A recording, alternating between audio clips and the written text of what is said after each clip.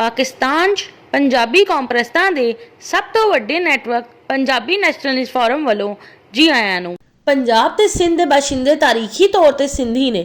ਰਾਜਾ ਦਾਹਰ ਦਾ ਵਾਲਿਦ ਰਾਜਾ ਚੱਚ ਪੰਜਾਬੀ ਸੀ ਤੇ ਵਾਲਦਾ ਰਾਣੀ ਸੋਹਣੀ ਸਮਾਟ ਸੀ।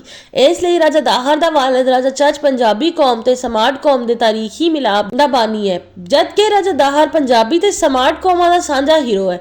ਰਾਜਾ ਦਾਹਰ 8ਵੀਂ ਸਦੀ ਈਸਵੀ ਚ ਸਿੰਧ ਦੇ ਹੁਕਮਰਾਨ ਸੀ, ਜਿਹੜਾ ਰਾਜਾ ਚੱਚ ਦਾ ਸਭ ਤੋਂ ਛੋਟਾ ਪੁੱਤਰ ਤੇ ਬ੍ਰਾਹਮਣ ਖਾਨਦਾਨ ਦਾ ਆਖਰੀ ਹੁਕਮਰਾਨ ਸੀ, ਜਿਹੜਾ ਕਸ਼ਮੀਰ ਦਾ ਰਹਿਣ ਵਾਲਾ ਪੰਜਾਬੀ ਸੀ ਤੇ ਕਸ਼ਮੀਰ ਤੋਂ ਜਾ ਕੇ ਸਿੰਧ ਚ ਆਬਾਦ ਹੋਇਆ ਸੀ। ਸਿੰਧਿਆਨਾ ਇਨਸਾਈਕਲੋਪੀਡੀਆ ਦੇ ਮੁਤਾबिक ਮਹਾਭਾਰਤ ਤੋਂ ਪਹਿਲਾਂ ਕਸ਼ਮੀਰੀ ਬ੍ਰਾਹਮਣ ਖਾਨਦਾਨ ਸਿੰਧ ਆ ਕੇ ਬਾਦ ਹੋਏ। ਇਹ ਪੜ੍ਹਿਆ ਲਿਖਿਆ ਤਬਕਾ ਸੀ। ਸਿਆਸੀ ਅਸਰੋ ਵਸੂਖ ਹਾਸਲ ਕਰਨ ਤੋਂ ਬਾਅਦ ਇਹਨਾਂ ਨੇ ਰਾਏ ਘਰਾਣੇ ਦੀ 184 ਸਾਲਾ ਹਕੂਮਤ ਦਾ ਖਾਤਮਾ ਕੀਤਾ ਤੇ ਚੱਚ ਪਹਿਲਾ ਬ੍ਰਾਹਮਣ ਬਾਦਸ਼ਾਹ ਬਣਿਆ।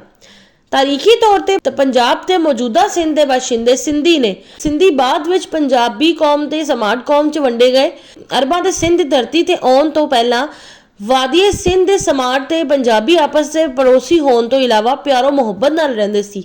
ਪੰਜਾਬੀ ਤੇ ਸਮਾਟ ਕੌਮਾਂ ਦੇ ਆਪਸ ਵਿੱਚ ਪਿਆਰੋ ਮੁਹੱਬਤ ਦਾ ਸਬੂਤ ਹੈ ਕਿ ਪੜੋਸੀ ਹੋਣ ਦੇ ਬਾਵਜੂਦ ਤਾਰੀਖ 'ਚ ਕਦੀ ਵੀ ਪੰਜਾਬੀ ਕੌਮ ਤੇ ਸਮਾਟ ਕੌਮ ਦੇ ਇੱਕ ਦੂਜੇ ਨਾਲ ਜੰਗ ਨਹੀਂ ਕੀਤੀ, ਜਦਕਿ 1712 ਵਿੱਚ ਮੁਹੰਮਦ ਬਿਨ ਕਾਸਮ ਦੀ ਕਿਆਦਤ 'ਚ ਅਰਬਾਂ ਨੇ ਸਿੰਧ ਤੇ ਹਮਲਾ ਕਰਕੇ ਮੌਜੂਦਾ ਸਿੰਧ 'ਚੋਂ ਰਾਜਾ ਦਾਹਰ ਦੀ ਹੁਕੂਮਤ ਖਤਮ ਕਰਕੇ ਮੌਜੂਦਾ ਸਿੰਧ ਦੀ ਹੁਕਮਰਾਨੀ ਸੰਭਾਲਣ ਤੋਂ ਬਾਅਦ ਸਮਾਟ ਸਿੰਧੀਆਂ ਤੇ ਹੁਕਮਰਾਨੀ ਕਰਨਾ ਸ਼ੁਰੂ ਕਰ ਦਿੱਤੀ। 1783 ਚ ਕੁਰਦਿਸਤਾਨੀ ਨਿਜ਼ਾਦ ਬਲੋਚਾਂ ਨੇ ਵੀ ਮੌਜੂਦਾ ਸਿੰਧ ਤੇ ਕਬਜ਼ਾ ਕਰਕੇ ਸਿੰਧ ਦੀ ਹੁਕਮਰਾਨੀ ਸੰਭਾਲਣ ਤੋਂ ਬਾਅਦ ਸਮਾਟ ਸਿੰਧੀਆਂ ਤੇ ਹੁਕਮਰਾਨੀ ਕਰਨਾ ਸ਼ੁਰੂ ਕਰ ਦਿੱਤੀ। 1947 ਵਿੱਚ ਪਾਕਿਸਤਾਨ ਦੇ ਵਜੂਦ ਚ ਆਉਣ ਤੋਂ ਬਾਅਦ ਉੱਤਰ ਪ੍ਰਦੇਸ਼ ਤੇ ਹਿੰਦੁਸਤਾਨੀ ਮੁਹਾਜਰਾਂ ਨੇ ਵੀ ਮੌਜੂਦਾ ਸਿੰਧ ਦੇ ਸ਼ਹਿਰੀ ਇਲਾਕਿਆਂ ਤੇ ਕਾਬਜ਼ ਹੋ ਕੇ ਸਮਾਟ ਹਿੰਦੂ ਸਿੰਧੀ ਨੂੰ ਵੀ ਸਿੰਧ ਚੋਂ ਕੱਢ ਕੇ ਸਿੰਧ ਤੇ ਹੁਕਮਰਾਨੀ ਕਰਨਾ ਸ਼ੁਰੂ ਕਰ ਦਿੱਤੀ।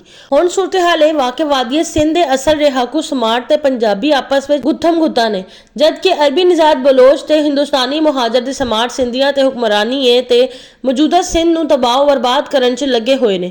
ਇਸ ਲਈ ਵਾਦੀਏ ਸਿੰਧ ਦੇ ਅਸਲ ਬਾਸ਼ਿੰਦੇ ਸਮਾਟ ਤੇ ਪੰਜਾਬੀ ਦੇ ਆਪਸ ਵਿੱਚ ਚੰਗੇ ਤਾਲੁਕਾਤ ਨਾ ਹੋਣ ਤੇ ਬਲੋਚਾਂ ਅਰਬੀ ਨਿਜ਼ਾਦਾਂ ਤੇ ਹਿੰਦੁਸਤਾਨੀ ਮੁਹਾਜਰਾਂ ਦੀਆਂ ਸਾਜ਼ਿਸ਼ਾਂ ਖਤਮ ਨਹੀਂ ਹੋਣੀਆਂ।